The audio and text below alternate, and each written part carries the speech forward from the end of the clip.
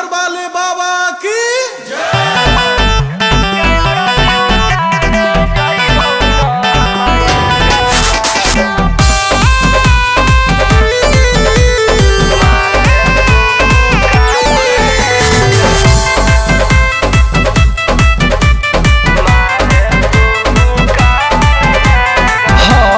गौरा के दुल्हवा करे लाल पियर निगहवा।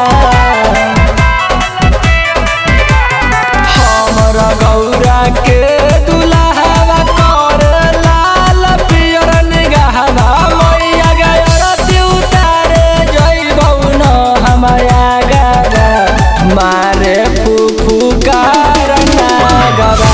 तो मैया गयरती उतारे जइबौ न हमाया गवा मारे फुफुकार नागवा।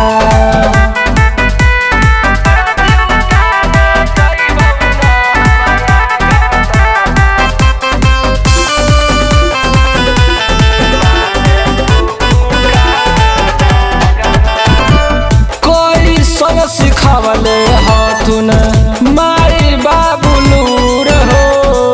अब तो बुढ़ैला कहिया सिखब सहूर हो। कोई सन सिखावले हथुन माई बाबुलूर हो। अब तो बुढ़ैला कहिया सिखब सहूर हो।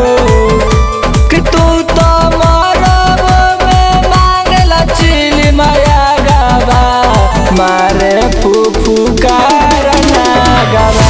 तो मैया गयरती उतारे जइबौ न हमाया गवा मारे फुफुकार नागवा।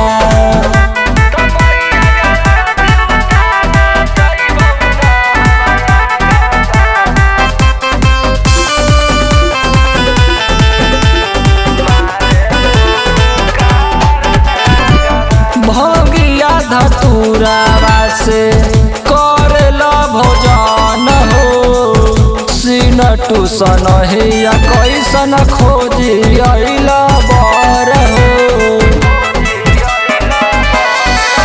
भंगिया धतुरावा से करेला भोजन हो। सिनटू सनहिया कैसन खोजी अइला बर हो।